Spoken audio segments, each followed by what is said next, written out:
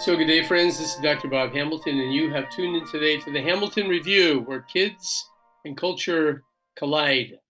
Before I introduce my guest and get into the conversation of the day, I'd like to say thank you for tuning in. Your presence, your listening to this show means a lot to me. We do our best to bring on some of the most amazing people and interesting people for you to hear, and today is no exception. So if you like what you hear, share it with friends, share it with family. We appreciate that because we are building an audience and we want lots of people to hear the show. So that I'm not trying to be egotistic in saying that. I'm saying that because the people who I bring on my show are usually exceptional people. And today is certainly no exception. It's a pleasure today to welcome Sarah Siebold to the Hamilton Review. She heads up a company called IMA Lactation, which is based in West Hollywood. She is certified as a lactation expert through the International Board of Lactation, Certified Lactation Consultants. That acronym is IPCLC. And Sarah Siebold, thank you for coming on to the Hamilton Review today. It is such a pleasure. Thank you for having me. So we met Sarah a couple of months ago when she came to our office, and she presented her company and what she does. And it was very impressive, I have to say, when you came over, Sarah. It was a Yeah. wonderful time to meet you, first of all, and to get to know you better and to also hear about what you're doing. So you're a lactation consultant. I remember when you came over, we asked you the question about how you got into the lactation business.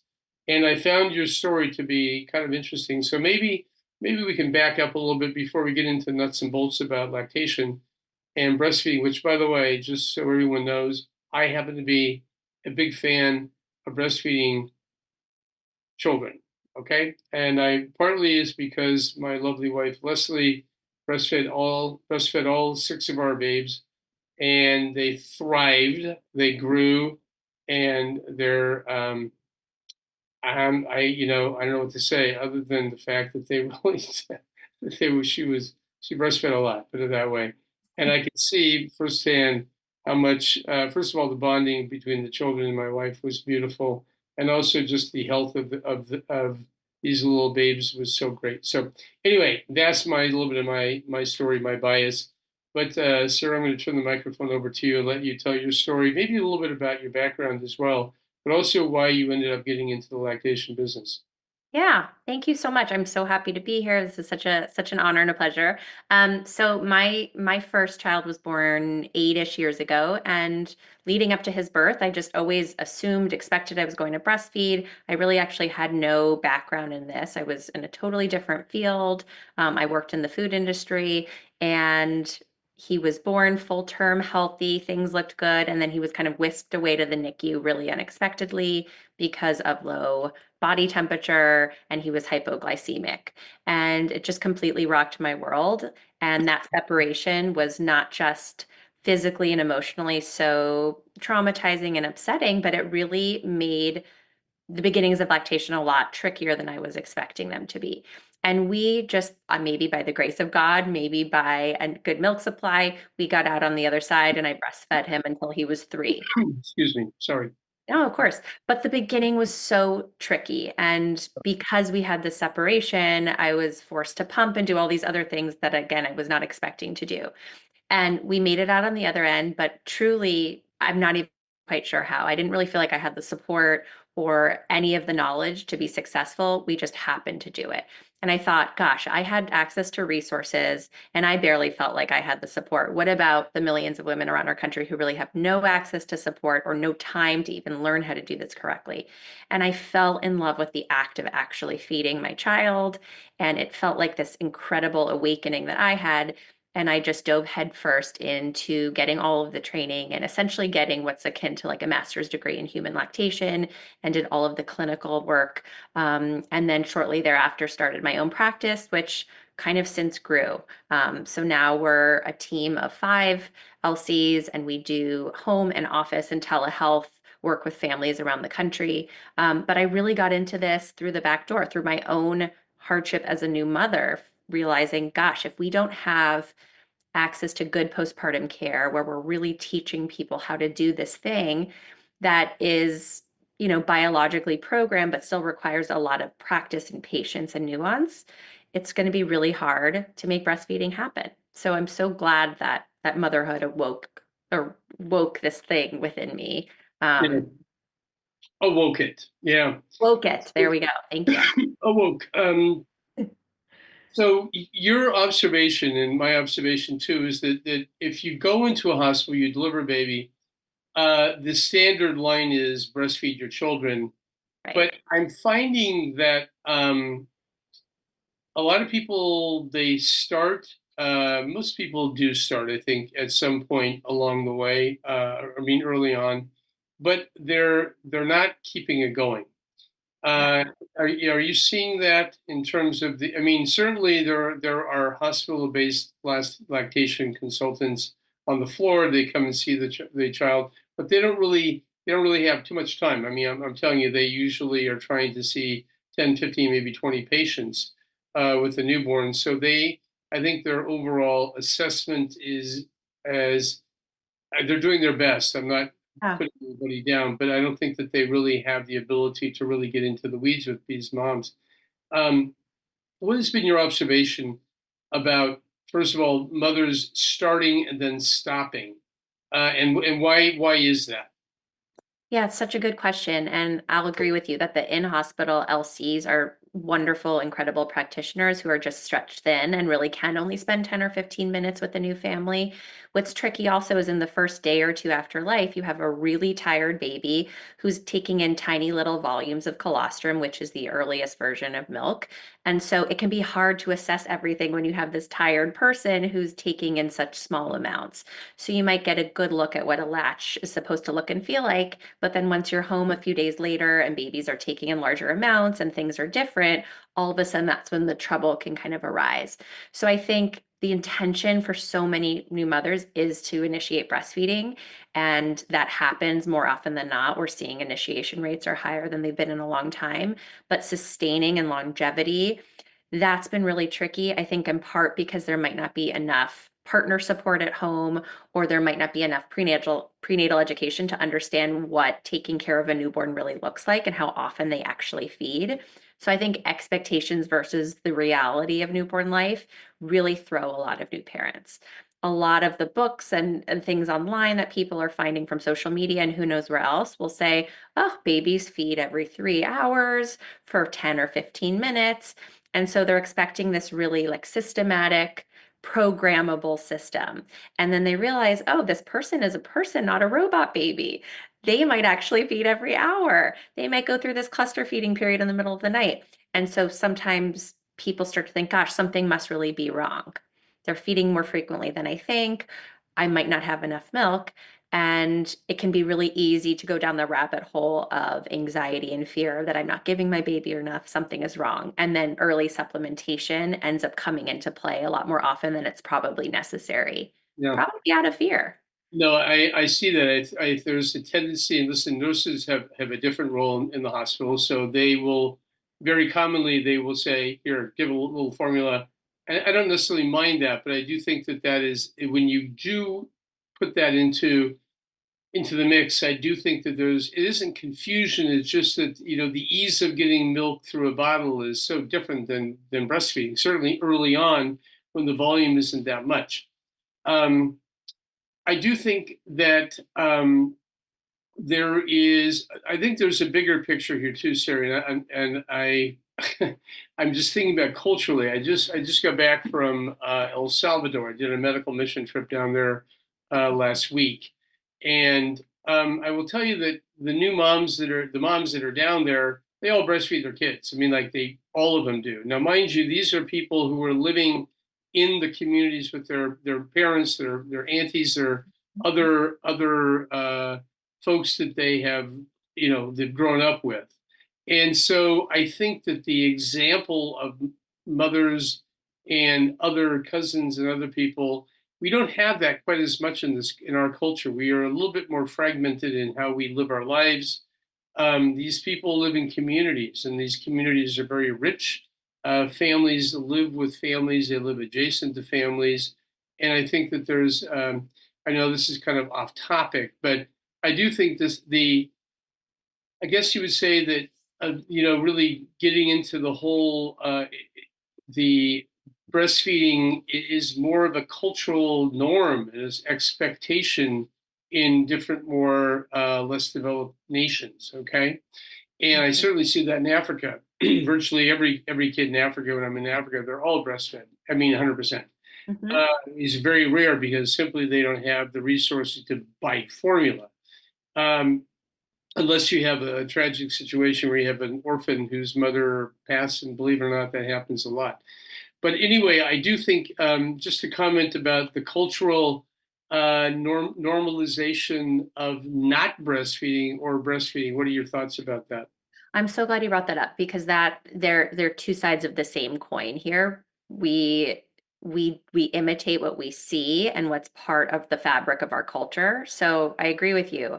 I see new moms all the time at home on a couch feeding a baby, and maybe, the curtains are drawn and nobody's around and she feels really isolated. She's the only person doing this. And you're right. We used to, at least, and lots of places in the world are still, as you're saying, feed and commune with one another all the time. So you're always seeing it, or you have the aunt or the cousin who just had a baby who will show you how to latch. So I almost wish I didn't need to have this job, because it would mean that we still have these communal systems in place that just normalize such a biological process, but we don't. So we need to be teaching people to you know, get reattuned with what their bodies and their babies are expecting and programmed to do. So I think that's a huge piece of it. That's why I think support groups, prenatal education, kind of re-seeing what normal looks like, so that we normalize behavior that really is just part of the human experience. So I think that's huge. And then in terms of like the early formula supplementation you talked about in the hospital setting, sometimes we do have to supplement babies. Very often that's totally the case. But Mhm. what's so tragic is that nurses or in hospital LCs aren't often enough teaching hand expression, teaching families how to actually remove colostrum themselves and feed it back to baby that way. Newborns are so good at taking colostrum in little cups and spoons and syringes, and that can be that little top off for a baby where formula is just not even needed. So I think if we think of formula as a medicine, especially in the early days, that if there is separation or there is a struggle in other ways, it's a great option, but it should not be the only option presented to new families.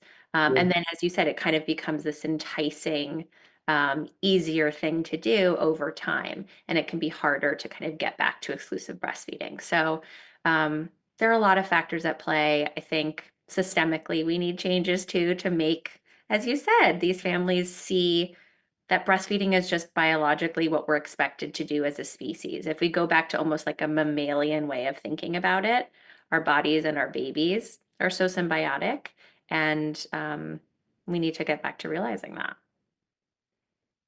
Indeed, we do. I like how you said what you said there. You said that the formula is almost like a medicine.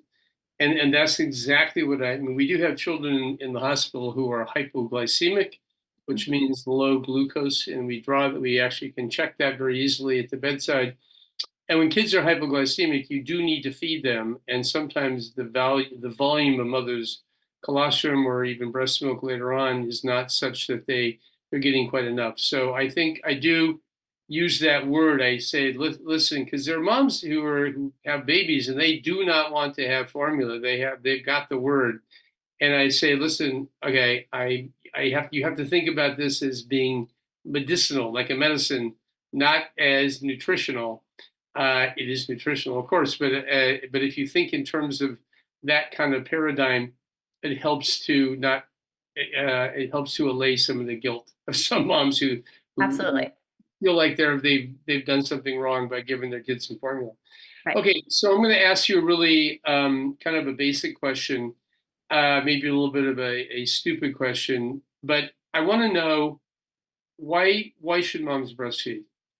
Why is it important for moms? I'm talking about nutritionally and also immunologically. If you could just kind of talk, kind of get into some of the granular aspects of why breastfeeding is so valuable for children. Such a good question. First of all, there are no stupid questions, so it's a really good one. It's just a loaded one, and there's so many ways we can answer it. Um, we're what I love about breastfeeding as an act is that it's really the only time we have two patients or two members of a family together doing this thing. So we're looking at a mother, we're looking at a baby, and then we're looking at the dyad. And we're treating them all separately and then as this system, which I think is really fantastic. So, if we're thinking about long term health outcomes for the mother, we know that long term breastfeeding rates, the longer that you breastfeed, the lower your rates of ovarian cancer and breast cancers. Heart disease rates are significantly lower, type 2 diabetes rates are significantly lower. We know that bone mass is actually denser for longer in mothers who breastfeed longer. So, health outcomes are phenomenal for the parent. And then when we look at on the baby end of things, Can I yeah, interrupt you real quickly? yeah, It's a very important thing, and it's a little bit damning when moms don't breastfeed. But the value to a breastfeeding to the mother who's breastfeeding needs to be needs to be really highlighted yeah, because what you just ran through a litany of issues. Would you go through that again? I'm sorry to interrupt you, but I think this is, okay, one of the things, and I don't try to make it. I usually emphasize the benefit to the child. I'll let you get to that in a minute, but yeah, it's beneficial to mothers. It's beneficial to mothers as well. So it zip really through that list is. of things again, if you would. Yeah, absolutely. I mean, and there are more beyond that, but the top, I would say, long-term health benefits are lower rates of breast cancer, lower rates of ovarian cancer, long-term lower rates of type 2 diabetes, like actually month to month of longer term breastfeeding. So 3 months of breastfeeding will actually get you more protection than 6 weeks of breastfeeding. The Yeah, longer and longer you go, these benefits kind of compound, it seems. Heart disease rates are much lower too. So the benefits to the mother are just exponential. And I think we so often lose ourselves as mothers to, yeah, I will do whatever is best for my baby. But it's kind of like putting on your mask before you put on your babies. You're also actually really helping yourself by doing this. You're yeah. giving yourself a lot of these protections later in life. Well, Um, I think that when what you're saying is, I mean, obviously you don't breastfeed for selfish purposes. I've never met a mother say, I'm going to breastfeed my kid because I have a lower chance of ovarian cancer. right. No mother in the universe will say that because they're, first of all, they're crazy in love with their baby, and everything else is immaterial, including them.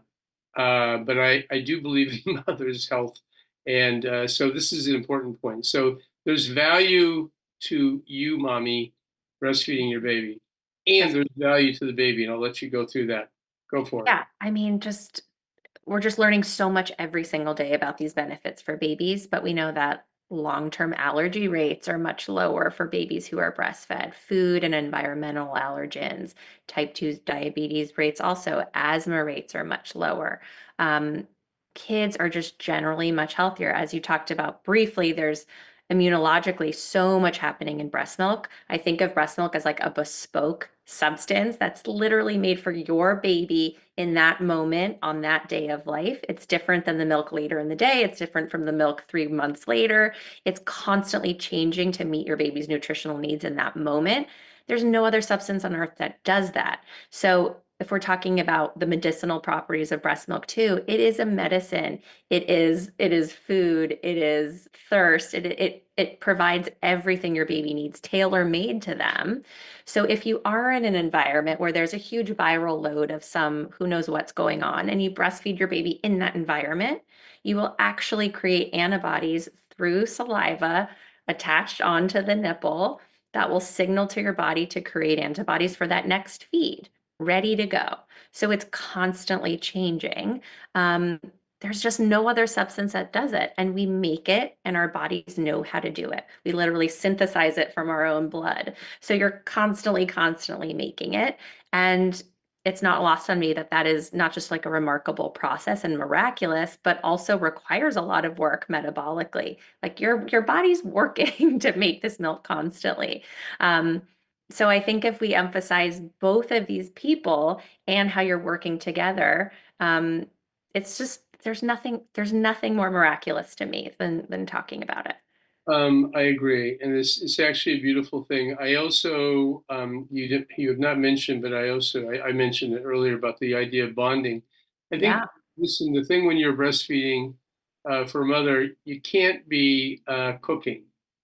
You can't be vacuuming the floor. I mean, I suppose there are certain moms who may try to do that, but it is a moment in the day where it's just the two of you, that dyad, that word you use, that mom and baby together. It's very sweet, and it's a very special. These are special, special, sweet moments. And by the way, they don't last forever. I mean, these kids grow up like that. They're like, So fast. boom. And before you know it, they're running around and they're too busy to breastfeed. They don't want to breastfeed. They're gone. And you have an 8-year-old child, right? Is that correct? Well, I've got three, but yeah, my oldest is 8, and then I have a Okay. five-year-old and a 19-month-old. Yeah. Okay. Well, certainly your 8-year-old kids are no longer breastfeeding, but those were moments that were special, right? You just don't get the time back. Absolutely. I mean, it's all about the way you frame everything. And if you're in this early postpartum haze with no support, it can feel really overwhelming to do this thing. And I completely understand that feeling. But if you have support lined up and someone's teaching you exactly what to do and letting you know what normal looks like, so you're not spinning out in your own head thinking something must be wrong that my baby is up every hour and a half, then you kind of understand what normal newborn looks and feels like, and you really can let that oxytocin wave rush over you, which like really makes it's that feel good hormone that makes you just want to like eat your baby and just kiss them in every little nook and cranny and live in their neck. That's oxytocin, and it can be hard for that to release when you're constantly worried that something is wrong, or you don't feel like you have the reins. You're not leading your own way here. So, yeah, there's nothing better than that skin to skin with baby also. And just a note on skin to skin, it's something that's so often emphasized in the first like hour of life or just in the hospital. And I tell families, do skin to skin as much as you want whenever you can. I mean, you're home anyway. You're on your couch or in bed with snacks and water, and you're just kind of in this nursing heaven all the time with this little person. And snuggling them up with maybe they're just in a clean diaper and you're just, no shirt on and you're contact napping that way is, I mean, such a gift. It's not time that you get back. And it's so conducive to good breastfeeding because they're on and off. It's easy access. You're not having to do all these extra things, putting them in, a bassinet in a different room. Just keep them close, eat them up.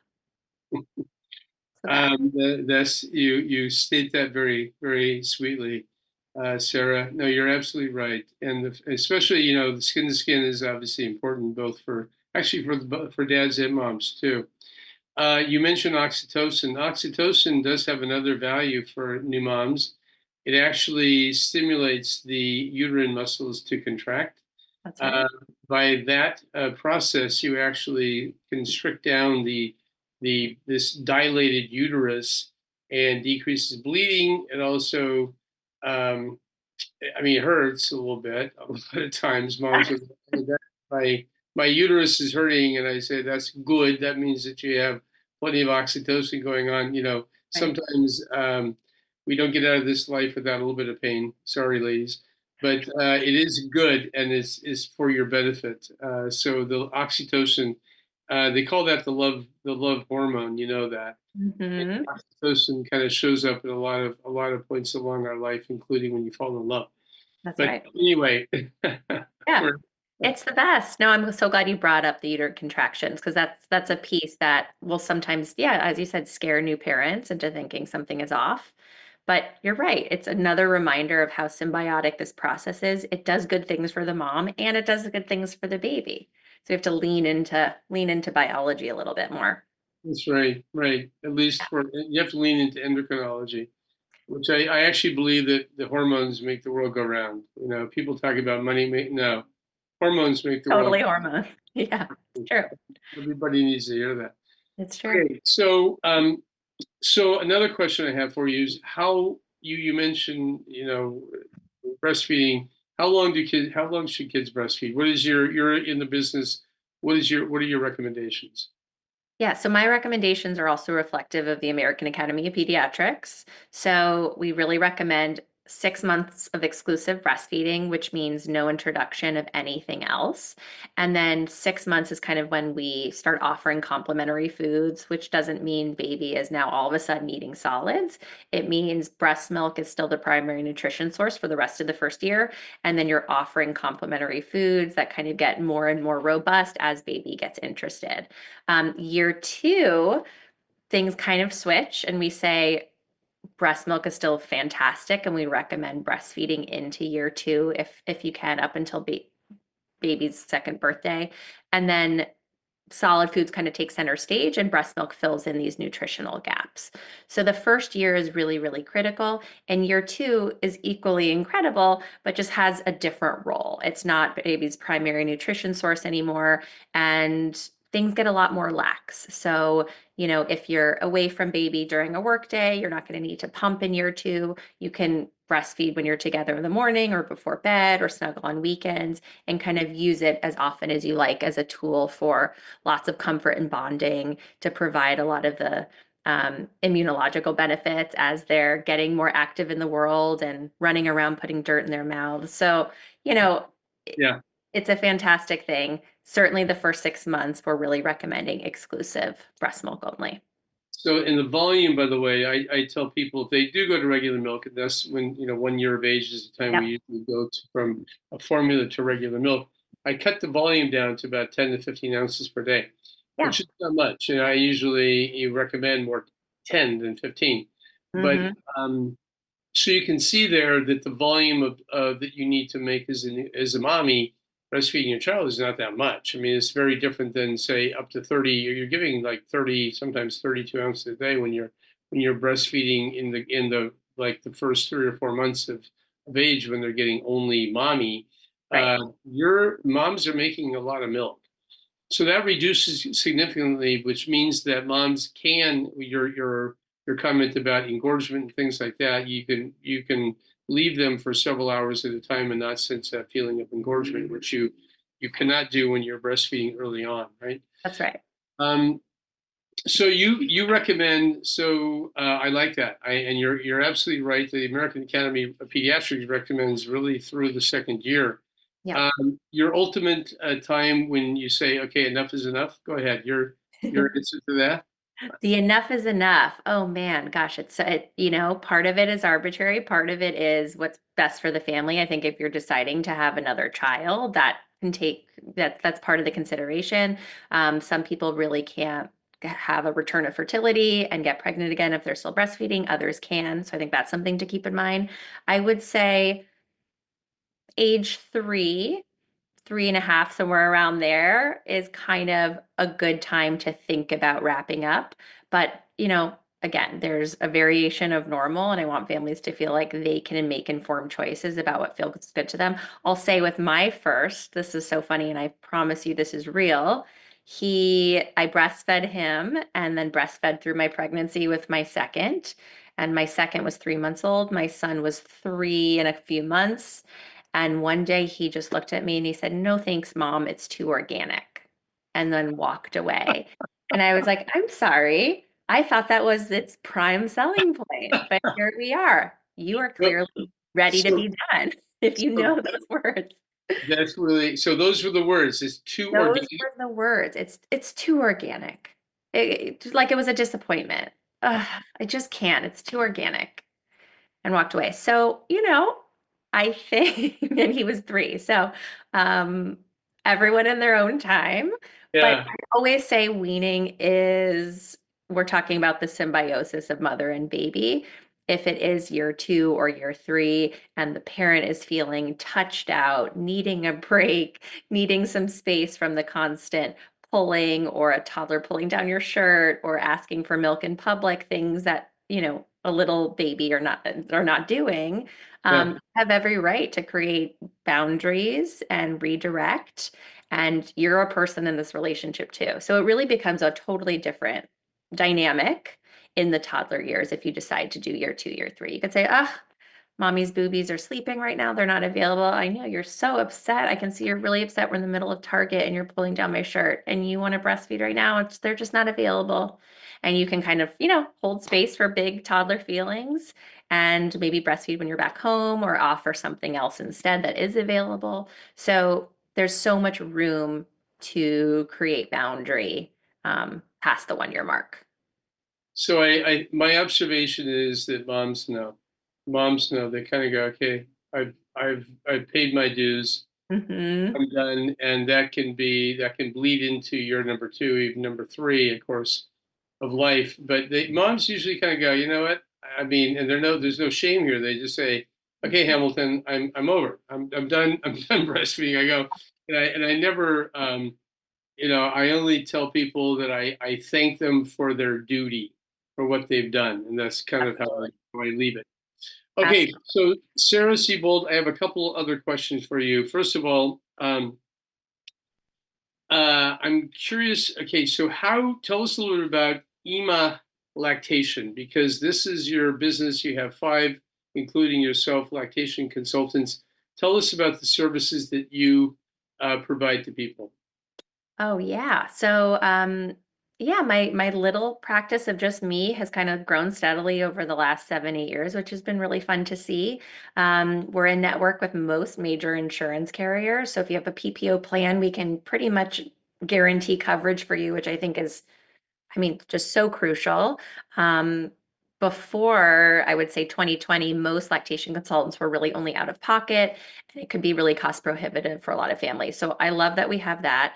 We have an office in West Hollywood. You're always welcome to come to us. We're open every single day. We do home visits all around Los Angeles, and different LCs kind of have different region points. So we're not scrambling around the city all the time. And then we do lots of telehealth. So we're helping families in lots of states outside of California, who either don't have access to in-person care or need like quicker triage help for something that can be done really effectively online. So we have all of these different types of services. Number one, I think, is to really emphasize to families that prenatal education about lactation and normal newborn behavior is so key for long-term breastfeeding success. So maybe 35, 36 weeks into your third trimester to meet with one of us or to do a virtual session. And we will literally go over what the first few hours and days of feeding are like. It's not like a breastfeeding class where you're going to go into what happens when you have a 6-month-old or a 2-year-old. It's okay, I just gave birth. What do I do for the next 24 hours? And we will walk you through the first hour. We will walk you through how often to feed, how to latch correctly, how to know when a baby is done, how we know that they've transferred, what diaper output should look like. So, all of these things that are just kind of assumed parents will know when your baby is handed over to you, we actually will give you a guideline of this is exactly what to expect over the next few days. And then in terms of postpartum support, we really say to either book an in-home or office session a few days after discharge from the hospital, and we will go over in depth exactly how to get your baby on correctly to make sure position and latch looks and feels comfortable, because that's the linchpin of good milk transfer. We will assess milk supply. We will do a whole exam in baby's mouth to make sure there's nothing structurally going on that might be causing trouble. So we really treat you guys as separate patients, and then again as this team. And we cheerlead from the sidelines. We make sure you feel like you know what you're doing. We leave you with a full care plan that says, here are the things we've worked on. Here's kind of your unofficial homework until we see you again. And then follow-up care is just based on how things are going. So if you guys are smooth sailing, you're rocking and rolling, we might say, all right, we don't have to see you back till week 3 or 4 if you want to talk about pumping and bottle feeding and what that looks like. Or, oh, you don't need us. Let's do a session when you're going back to work. We'll come up with a whole plan on how to do that. So sometimes we just do these milestone sessions when things are going well. And sometimes we do more consistent care if we're seeing a struggle on the baby end of things or on the maternal end of things. Very good. So how do people find you? Your Oh man. Ima, it means, by the way, means mommy in Hebrew. right? It does, yeah. Kind of, IMMA is how you spell IMA.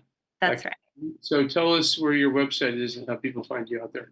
Yeah, so we're IMMALA.com, IMMALA. You can find us at IMA Lactation on Instagram. God, is there any other way? I'm so bad with the promoting stuff. I think those are the two ways. You can always email me. I'm Sarah at IMALA.com. I'm kind of the scheduling lady. So if you have questions about getting a session or checking insurance coverage, I can help you. We're also really good at doing same day care. We know that if you need help now, it's not I need help in a week. So we can often do turnaround within 24 hours, which I think is really key. That is extremely important because usually these situations are they're not emergencies, but they require some. And the fact that you're there every day of the year, you said that, is that correct? We Every day try of to the be year. every single day of the Yeah. year. Yeah. That is gigantic because, first of all, kids don't know the day of the week, nor do they know that it's a holiday. They Right. don't know if this morning. Are you guys available 24 hours a day? You're not 24 hours a day, We're are you? not 24 hours. If you do need 24-hour care, there are some companies that can do that. But we're really good at quick triage, kind of as needed day to Mhm. day. Okay, and that's really important. But I mean, the important thing is that you guys are responsive. I think that in this business of pediatrics, kids are extremely dynamic. Babies, when they're first born, are very dynamic. And the fact that you're there on this basis, it's like, yay, good job. That takes a lot of effort to do that. Thank you. Thank you. Thank you.